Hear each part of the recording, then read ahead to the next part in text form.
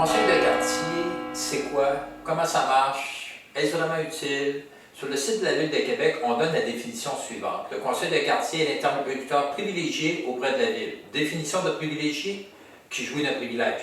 Définition de privilège, dans l'ancien régime français, c'était un droit exclusif. On n'est plus dans le régime français. Bon, c'est pas clair. Voici l'interprétation retenue par votre conseil de quartier. Notre rôle, comme conseil de quartier, c'est de fournir et valider l'information auprès de l'administration publique. Mobiliser l'opinion publique vers des enjeux prioritaires. Poser quelques gestes pour bâtir le quartier de demain, comme ceux qui l'ont fait avant nous.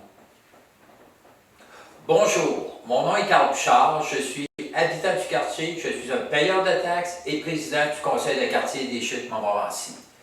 Le conseil de quartier est non partisan et chaque administrateur du conseil d'administration est encouragé à s'exprimer librement. Nous valorisons le choc des idées et ne recherchons pas l'unanimité. Nous ne voulons surtout pas être un groupe homogène. Les personnes qui ne partagent pas mon point de vue sont celles qui enrichissent le plus mes réflexions. Elles me font suer, mais à la fin de la journée, c'est elles qui ont fait évoluer ou nuancer mon opinion. La vérité est souvent mitoyenne. Il faut comprendre dans un premier temps que l'administration d'une ville ou d'une entreprise est théoriquement facile à administrer si on respecte et complète ces trois étapes dans l'ordre. L'information, la prise de décision et l'exécution ou l'action. Le conseil de quartier est un acteur de premier plan pour fournir l'information aux décideurs, qui sont les élus, mais également les dirigeants des différents services de la ville.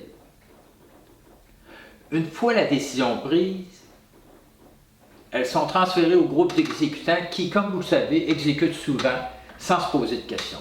Ce processus à 3 paliers est efficace et repose sur l'hypothèse que la prise de décision s'appuie sur une connaissance complète de l'information disponible, autant avant que pendant l'exécution des décisions. Donc, le conseil de quartier s'appuie de l'information pour une prise de décision éclairée, mais également des rétroactions, des commentaires sur des situations problématiques et prioritaires. Son importance est proportionnelle à la qualité de ses interventions, qui elle-même repose sur l'expression d'opinion des habitants, des groupes et surtout de la majorité timide, presque silencieuse. Le conseil de quartier, c'est vous. Le conseil d'administration du conseil de quartier se réunit une fois par mois. On fait des interventions ponctuelles sur des dossiers chauds et nous sommes à faire un plan de match pour le futur du quartier, l'ère post-industrielle.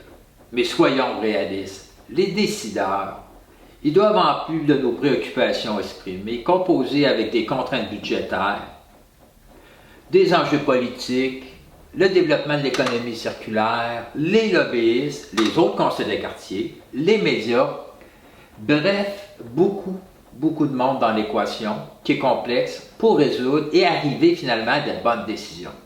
Par contre, sur notre liste d'épicerie, il y a des points peu négociables. Et c'est là que le conseil de quartier, avec l'appui des habitants du quartier, pourrait organiser une mobilisation d'opinion.